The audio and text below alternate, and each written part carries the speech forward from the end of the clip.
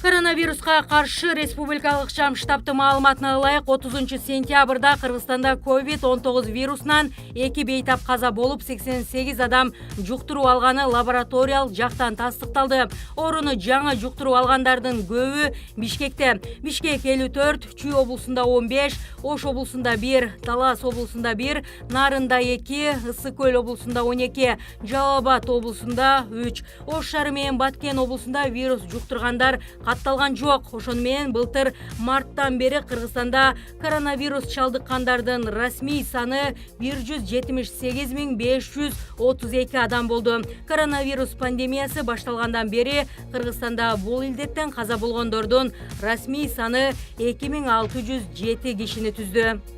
Ош шаардык милициясы тарабынан Ош шаарынын түштүк тарабында жайгашкан мүрзөлөрдөгү темир тосмолорду уурдап, кара металл алган пункттарга өткөрүп жүргөн жаран кармалды. Ал 2000-жылы туулган Ош шаарынын тургуну болуп чыкты. Ал дагы кылмыштуу шериги менен биргеликте ушул жылдын жаз айларынан тартып бир нече ирет аталган мүрзөлөрдөн темир тосмолорду уурдап, такси менен кара металл алуучу жайларга баалап өткөрүп турган. Алган акчаларын өз кызыкчылыктарына иштеткен. Мүрзөлөрдөн чыгарган темир тосмолорду төмөнкү жол жака алып түшүшкөн соң такси кызматын пайдаланып темир кабыл алган жайга чейин жеткиришкен. Учурда бул фактылар боюнча ар тараптуу иликтөө иштери жүрүп жатат. Шектүүнүн кылмыштуу шериктерин аныктоо жана кармоо боюнча ыкчам иштер жүрүүдө. Темир кабыл алуучу жайлардан дагы жоопкерчилиги тергөө кызматы тарабынан каралмакчы.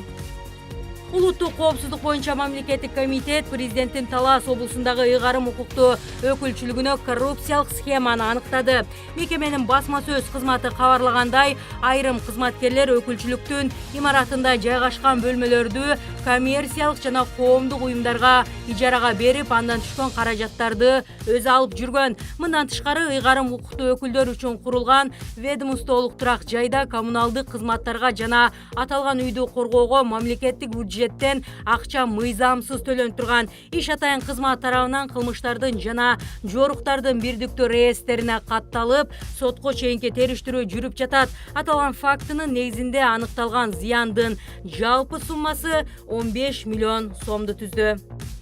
Тышкы иштер министри Руслан Казакбаев Брюссельде Еврошаркеттин жетекчилиги менен жолукту. 28 сентябрда министр Евро биримдиктин тышкы саясат боюнча комиссары Жозель Боррелл менен жолукту. Жолугушууда эки тараптуу кызматташтык, Афганистандагы акыркы кырдаалга байланыштуу аймактын коопсуздук маселеси каралды. Тараптар 5 ноябрда Кыргызстанда өтө турган Евро биримдик менен Борбор Азия өлкөлөрүнүн биринчи экономикалык форуму тууралуу да алышкан. Казакбаев Боррелден тышкары Европа кеңешинин президентинин тышкы саясат боюнча кеңешчиси Саймон Мордю, Еврокомиссиянын кризисти башкаруу боюнча комиссары баштаган бир нече жетекчилер менен жолукту. Кыргызстан Еврошаркет менен алакасын эгемендик алган 1991 жылдан тартып баштаган. 1999 жылы кызматташуунун алкагында негизги 3 келишим түзүлгөн.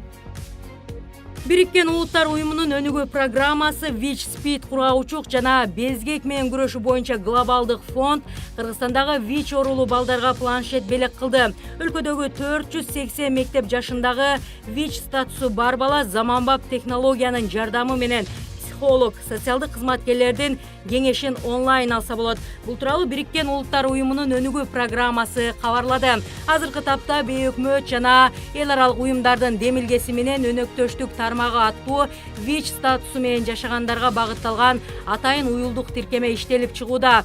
Кыргыз жана орус тилиндеги бул тиркемеде ВИЧ инфекциясынын алдын алуу, аныктоо жана аны менен жашоого байланыштуу бардык маалыматтар болот. Планшет алган балдардын көбү вирусту 2000-жылдардын башында ооруканадан жуктуруп алган. Кабул университети студент кыздарды жана аял окутуучуларды киргизбейт. Мындай чектөө университетте чыныгы исламчыл чөйрө түзүлмөйүнчө уланат. Бул тууралуу университеттин жаңы ректору Мухаммад Ашраф Гайрат билдирди. Талибан радикал кыймылы эркек балдар менен эркек мугалимдер үчүн гана мектептерди ачууга буйрук берди. Афганистан дүйнөдө кыздар мектепке бара албай калган жалгыз өлкө болуп калышы мүмкүн. 1990-жылдары талиптер өлкөнү башкарып турганда аялдардын билим алуусуна тыюу салынган. Кабул университетинин жаңы жетекчиси бир нече күн мурун окуу жайдын ректору, илимдин доктору, таанымал интеллектуал Мухаммед Осман Бабурини кызматтан четтеткен. Акыркы көч тасмасы Португалиядагы эл аралык кино фестивалында 2 сыйлык алды. Бул тууралуу Кыргыз фильм кино студиясынан билдиришти. Акыркы көч тасмасы эл аралык мыкты тасма жана эл аралык мыкты сценарий сыйлыктарына татыган. Белгилей кетсек, тасманын режиссерлору Бакыт Мукул жана Дастан Жапар уулу тарткан.